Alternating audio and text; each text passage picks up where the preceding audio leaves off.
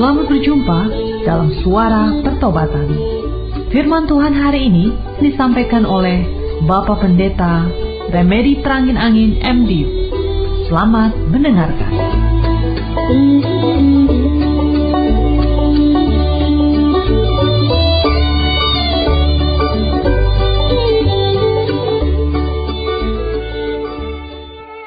Terima kasih Tuhan Yesus, Engkau telah mempersatukan kami kembali dalam persekutuan lewat udara.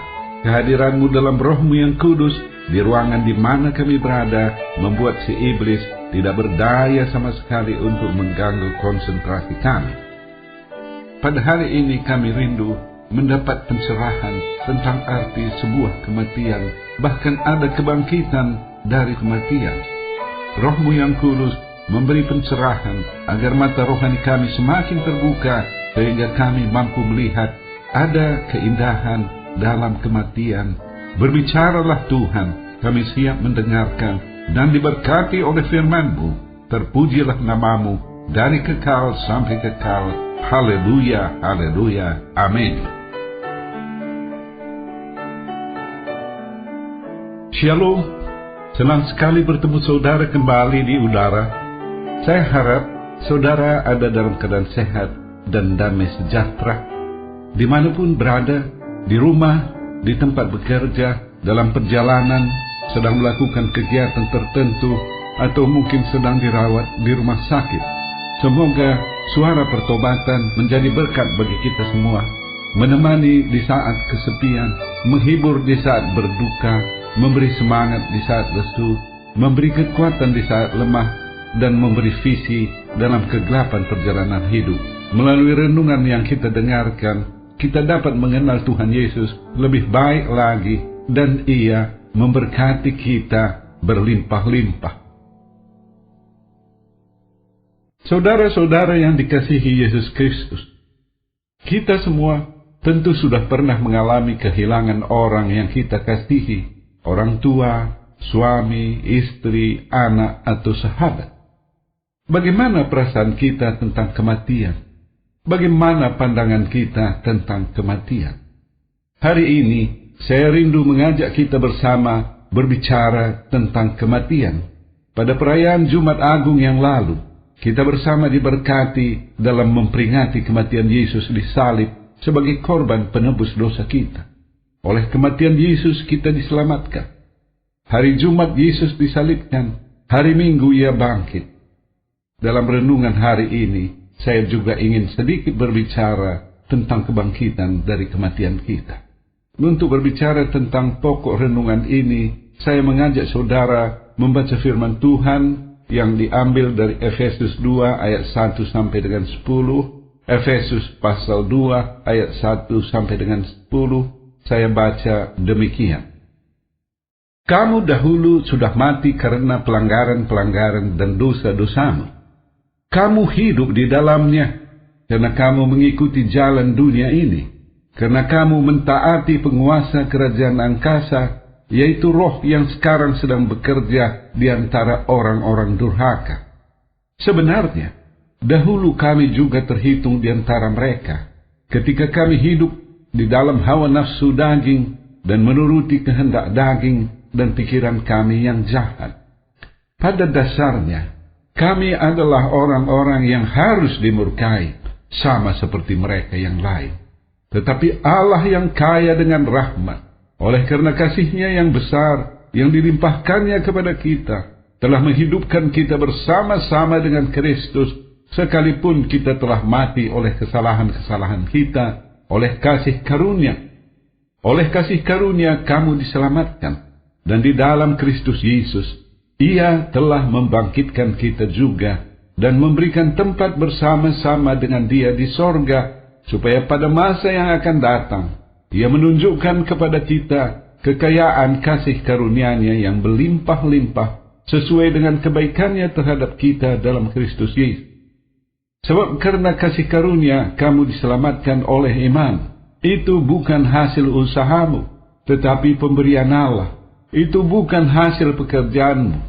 Jangan ada orang yang memegahkan diri. Karena kita ini buatan Allah, diciptakan dalam Kristus Yesus untuk melakukan pekerjaan baik yang dipersiapkan Allah sebelumnya. Ia mau supaya kita hidup di dalamnya. Dalam kalimat pertama tadi kita baca, kamu dahulu sudah mati karena pelanggaran-pelanggaran dan dosa-dosamu. Paulus dalam ayat pertama ini mengatakan pada masa lalu kita sudah mati oleh karena pelanggaran-pelanggaran dan dosa-dosa kita. Pelanggaran terhadap firman Tuhan sama artinya dengan dosa. Jadi pelanggaran dan dosa dipakai bersamaan untuk memperkuat kalimat itu bahwa dosa adalah penyebab kematian. Bagaimana kita menafsirkan firman Tuhan ini? Dulu kita mati dan sekarang kita hidup. Apakah orang mati bisa dihidupkan kembali? Apa sih yang dimaksudkan dengan kematian? Secara umum, manusia mengartikan kematian secara jasmani. Apabila seorang tidak berdetak lagi jantungnya, orang itu disebut mati secara medis. Pada umumnya, manusia takut mati. Kenapa? Mungkin manusia susah untuk meninggalkan apa yang ia miliki dalam hidup ini. Kita sayang meninggalkan dunia ini karena ada harta benda milik kita. Harta benda itu menjadi kesayangan kita. Ada sebuah ilustrasi khotbah yang menceritakan tentang seorang Kristen yang meninggal dunia. Ia sangat mendesak malaikat yang menjemputnya membawa sebungkal emas miliknya yang ia sangat sayangi. Malaikat mengatakan, itu sama sekali tidak perlu, tapi karena orang itu terus mendesak, akhirnya diizinkan. Ketika ia memasuki pintu gerbang sorga, ia disambut oleh Rasul Petrus yang bertanya, apa isi bundelan yang ia bawa? Orang itu mengatakan, ia diizinkan membawa bungkal emas kesayangannya. Petrus mengatakan, itu sebenarnya tidak perlu. Petrus kemudian membuka pintu sorga, dan tampaklah jalan-jalan di sorga dibuat dari bahan yang lebih indah dari emas. Batu-batu yang tampak di jalan bahkan lebih indah dari emas yang ia bawa dari dunia. Saudara, apa yang akan kita terima dan nikmati sesudah kematian jauh lebih indah dari apa yang pernah kita alami di dunia ini. Dalam pertemuan saya dengan beberapa orang, ada lagi yang takut mati karena ada beberapa keinginannya belum terpenuhi. Bertahun-tahun yang lalu, saya pernah curhat dengan dua orang pria yang sudah berumur tentang apakah mereka sudah siap mati. Yang seorang mengatakan, ia siap mati apabila anak lelaki satu-satunya yang sudah bekerja di sebuah BUMN sudah punya mobil dinas, dan ia bisa dibawa berkeliling dengan mobil itu. Pada hari ini, anaknya bukan saja sudah punya mobil dinas, tetapi juga punya 2 buah mobil pribadi yang lumayan mewah. Teman saya ternyata masih hidup sampai hari ini. Seorang bapak yang lain mengatakan, ia siap mati apabila semua anaknya sudah menikah. Pada hari ini, anak-anak bapak tersebut semua sudah menikah, dan ternyata ia masih tetap hidup. Ada lagi orang yang tidak siap mati karena ia adalah tulang punggung bagi keluarga, karena anak-anaknya masih kecil-kecil. Semua yang saya sebutkan ini adalah orang-orang yang tidak siap mati karena alasan-alasan yang agak ringan. Ada pula orang yang tidak siap mati karena alasan-alasan yang lebih serius. Pertama, bagi orang ateis, orang yang tidak percaya bahwa Tuhan itu ada, yang tidak percaya ada kehidupan sesudah kematian. Kematian bagi mereka terasa menakutkan, karena itu berarti ia akan lenyap sama sekali. Dari ada menjadi tidak ada.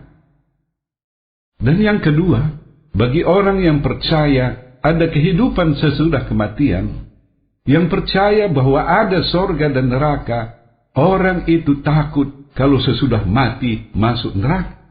Yang terakhir ini membawa kita pada pengertian rohani. Apa yang dimaksud mati secara rohani? Tuhan berfirman kepada Adam dalam Kejadian 2 ayat 16 dan 17, semua pohon dalam taman ini boleh kau makan buahnya dengan bebas, tetapi pohon pengetahuan tentang yang baik dan yang jahat itu, janganlah kau makan buahnya, sebab pada hari engkau memakannya, pastilah engkau mati. Ketika Hawa dan Adam memakan buah larangan itu, mereka diusir oleh Tuhan dari Taman Eden. Ternyata mereka masih hidup, sedangkan Tuhan mengatakan mereka akan mati kalau memakan buah larangan itu. Apakah firman Tuhan tidak digenapi? Firman Tuhan selalu digenapi. Adam dan Hawa, walau masih hidup secara jasmani, tetapi secara rohani mereka sudah mati. Secara rohani mereka sudah jauh dari Tuhan, tidak bergaul akrab lagi dengan Tuhan, tidak menikmati lagi berkat damai sejahtera yang disediakan oleh Tuhan. Inilah kematian yang dimaksudkan dalam ayat pertama Efesus pasal 2 tadi. Kematian disebabkan dosa, disebabkan oleh karena seorang melanggar perintah Tuhan. Dan di sini kita berhenti dan bertanya, berapa banyakkah manusia yang hidup di bumi sekarang ini, yang meski hidup secara jasmani, tetapi mati secara rohani? Menyedihkan. Banyak orang mati tanpa menyadarinya. Banyak sekali. Bahkan bagian terbesar umat manusia yang hidup sekarang ini adalah ibarat zombie, mayat yang sedang berjalan menuju neraka. Kenyataan ini mendorong orang-orang seperti Paulus dan para penginjil bekerja keras siang malam memenangkan jiwa sebanyak-banyaknya. Kita seolah berpacu dengan waktu karena tanda-tanda kedatangan Yesus kedua kali sudah semakin dekat.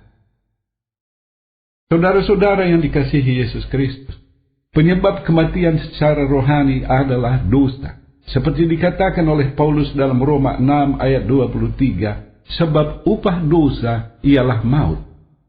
Dalam Efesus 2 ayat 2 dikatakan, dahulu kita hidup di dalam dosa, karena kita mengikuti jalan dunia ini, karena kita mentaati si iblis, penguasa kerajaan angkasa, roh yang sekarang sedang bekerja di antara orang-orang durhaka. Pada ayat 3 dikatakan, pada waktu itu kita hidup dalam hawa nafsu jasmani, menuruti kehendak daging dan pikiran kita yang jahat. Si iblis dengan cerdik menjebak manusia ke dalam jerat dosa, mulai dari cara kasar sampai dengan cara halus. Secara kasar, iblis menggoda manusia yang sedang terpuruk hidupnya untuk melakukan kejahatan. Seorang yang sedang berada dalam keadaan lapar digoda oleh si iblis untuk merampok dan membunuh manusia yang lain. Iblis juga menanamkan ketinggian hati dalam diri manusia.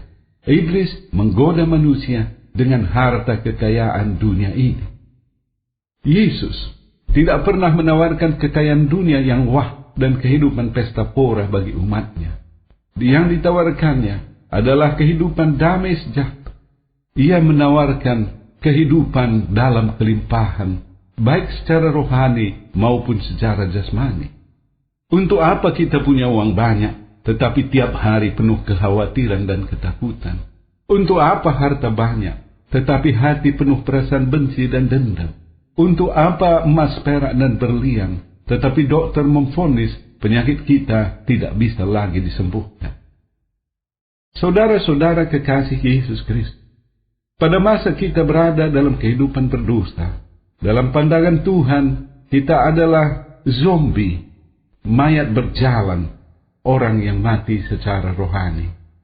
Orang mati tidak bisa menghidupkan dirinya sendiri.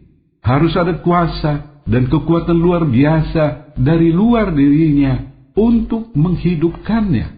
Sesuatu yang tidak bisa dilakukan oleh siapapun kecuali oleh Tuhan. Hanya Tuhan yang bisa membangkitkan orang mati, baik secara jasmani maupun secara rohani. Dalam Efesus 2 ayat 4 dan 5 dikatakan, Allah yang kaya dengan rahmat, oleh karena kasih-Nya yang besar, telah menghidupkan kita bersama-sama dengan Kristus.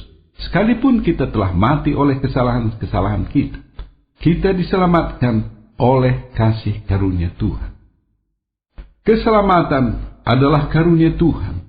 Kepada siapakah anugerah keselamatan itu diberikannya? Bukan kepada semua orang, hanya bagi orang-orang pilihan. Ada seorang penginjil besar yang menyampaikan berita kesukaan itu kepada puluhan juta orang di Afrika, terkenal dengan semboyannya, sorga penuh, neraka kosong. Dengan ratusan ribu, bahkan satu waktu pernah lebih dari 1 juta orang hadir dalam satu kebaktian KKR yang diselenggarakannya. Ia optimis akan hal itu. Kita bersimpati dengan keinginan yang mulia ini.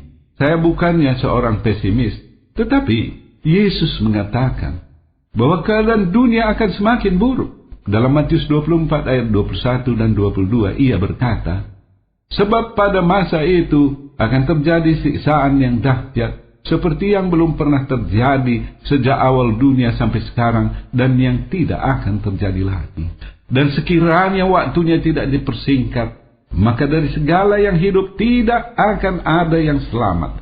Akan tetapi, oleh karena orang-orang pilihan, waktu itu akan dipersingkat.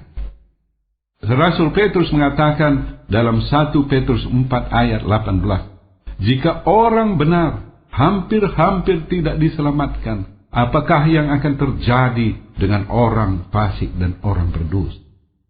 Bagi kita yang sudah diselamatkan, yang sudah didiami Roh Kudus, saya ingin mengatakan, keselamatan itu bukan sesuatu yang murahan seperti membeli kacang goreng diperoleh secara gampangan. Keselamatan adalah perkara serius. Peliharalah persekutuan kita dengan Tuhan dalam rasa kagum, hormat, gentar, penuh ucapan syukur. Orang yang sewaktu dijamah dan disadarkan oleh Roh Kudus akan dosa-dosanya, kemudian sungguh-sungguh menyesalinya, orang itu akan bertobat. Berdasarkan firman Tuhan dalam Kisah Para Rasul pasal 2 ayat 38, pada waktu kita bertobat di dalam Yesus Kristus, Roh Kudus dianugerahkan kepada kita. Pesan seperti inilah yang disampaikan dalam siaran ini, dalam program Suara Pertobatan setiap minggunya. Menghadapi dunia yang semakin materialistik, setiap kita perlu memeriksa diri, apakah ragi dunia ini masih merasuki kita. Bertobatlah selama ada kesempatan untuk bertobat. Saudara-saudara yang dikasihi Yesus Kristus, bagian akhir renungan hari ini saya tutup dengan ayat 10 dari Efesus pasal 2. Karena kita ini buatan Allah, diciptakan dalam Kristus Yesus untuk melakukan pekerjaan baik yang dipersiapkan Allah sebelumnya. Ia mau supaya kita hidup di dalamnya. Ayat ini menyatakan, setiap kita yang sudah dilahirkan kembali di dalam Yesus Kristus adalah buatan Allah untuk melakukan pekerjaan baik. Tidak menjadi masalah bagaimana asal-usul kita, latar belakang pendidikan, budaya dan pengalaman. Kita dilayakkan dan diperlengkapi Tuhan untuk melaksanakan pekerjaan baik di tengah kehidupan pribadi, keluarga, studi, pekerjaan atau usaha. Lewat sikap berdasarkan kasih, kita bisa memenangkan jiwa-jiwa bagi Kristus. Bukan semua kita dipanggil sebagai pelayan Tuhan sepenuh waktu sebagai seorang penginjil. Tetapi apabila saudara merasakan ada panggilan itu, bersyukurlah. Itu adalah sebuah tugas pelayanan yang mulia. Bagi kita yang melayani, laksanakan tugas itu. Itu bagian kita tanpa dipengaruhi oleh apapun hasilnya. Hasil kita serahkan kepada Yesus yang memberkati pelayanan itu seturut dengan kehendaknya. Ada seorang penginjil muda usia, anak pengusaha kaya pada masa lalu, namanya William Borden, tamatan 2 universitas terbaik di Amerika Serikat. Ia mengambil sebuah putusan pribadi yang tidak direstui oleh orang tuanya untuk menjadi penginjil di Cina. Ia mengikuti pendidikan dan latihan sebagai penginjil di Mesir. Namun, ia meninggal dalam usia 25 tahun disebabkan oleh suatu penyakit. Walau belum sampai di Cina, ia meninggal dalam status sebagai seorang penginjil. Sesudah kematiannya, Alkitab miliknya dikirim kepada orang tuanya. Di dalamnya terdapat 3 tulisan singkat beserta tanggal kapan tulisan itu dibuatnya. Di satu tempat tertulis no reserve, artinya tanpa reserve, suatu sikap teguh pendirian 100%. Ditulisnya tidak lama setelah ia memutuskan untuk melayani sebagai penginjil. Tulisan kedua, no retreat, artinya pantang mundur. Ditulisnya sesudah ayahnya mengatakan ia tidak diperbolehkan lagi bekerja di perusahaan ayahnya. Dan tulisan ketiga, no regret, artinya tidak ada penyesalan. Ditulisnya tidak lama sebelum ia meninggal. Komitmen 100%, pantang mundur, dan tidak ada penyesalan adalah sikap hidup penginjil yang mati muda ini. Kenapa William melakukan ini semua? Ikut Yesus dan memberikan nyawanya di tanah yang jauh dari kampung halamannya. Kenapa ia rela meninggalkan harta berlimpah sebagai pewaris kekayaan ayahnya? Saya pikir ia melakukannya karena penginjil berpendidikan ini telah mendengarkan suara panggilan dari Yesus Kristus. Dari renungan hari ini dapat kita simpulkan beberapa hal. Pertama, ada dua macam kematian. Kematian jasmani dan kematian rohani. Kematian jasmani adalah kematian yang dialami semua manusia pada waktunya. Dari debu tanah kita dibentuk dan kita kembali pula menjadi debu tanah. Yang lebih serius adalah kematian rohani, yaitu kematian yang dialami oleh manusia yang hidup dalam dosa walau masih hidup secara jasmani. Kasih Allah yang dinyatakan dalam peristiwa salib di Golgota telah menghidupkan semua orang yang percaya kepada Yesus Kristus, yang oleh dorongan Roh Kudus menyadari dosa-dosanya dan bertobat, memperoleh karunia Roh Kudus yang diam dalam hatinya. Tuhan Yesus telah membangkitkan kita dari kematian rohani. Bersama Yesus kita melakukan pekerjaan baik yang tidak pernah bisa kita lakukan sebelumnya. Bersama Yesus kita lakukan perkara besar. Ada amin saudara. Puji Tuhan, puji Tuhan. Tuhan Yesus memberkati kita semuanya berlimpah-limpah. Bagi saudara yang merasa dijamah oleh firman Tuhan, oleh Roh Kudus, sehingga saudara menyadari betapa kehidupan saudara selama ini tidak kudus, hidup dalam jalan tersesat, ikuti saya mengucapkan sebuah doa sederhana. Tuhan Yesus, ampuni hamba yang berdosa ini. Sungguh-sungguh kusadari dosaku. Aku memohon pengampunanmu. Aku rindu pimpinanmu dalam perjalanan hidupku ke depan ini. Bagi saudara yang sedang sakit, saya undang untuk meletakkan tangan di bagian tubuh yang sakit, atau pusatkan hati pada penyakit saudara, apapun bentuk dan manifestasinya. Saya akan berdoa bagi saudara. Tuhan Yesus, jamah setiap orang yang sedang sakit, yang sedang mendengarkan siaran ini. Sembuhkan mereka. Haleluya, haleluya, amin. Bagi saudara yang punya akar pahit, luka jiwa, tidak bisa mengampuni seseorang atau beberapa orang karena perbuatan mereka yang sangat melukai hati saudara, saya rindu berdoa bagi saudara. Tuhan Yesus, tolong lawat saudara yang punya akar pahit, luka jiwa. Saudara kami tidak punya kemampuan mencabutnya, tetapi Engkau sanggup. Tolong cabutkan akar pahit itu. Haleluya, haleluya, amin. Akhirnya, hamba berdoa untuk seluruh pendengar siaran ini, dimanapun mereka berada. Berkati mereka secara keluarga dan secara pribadi. Berkati pekerjaan, usaha dan studi mereka. Terpujilah namamu dari kekal sampai kekal. Haleluya, haleluya, amin.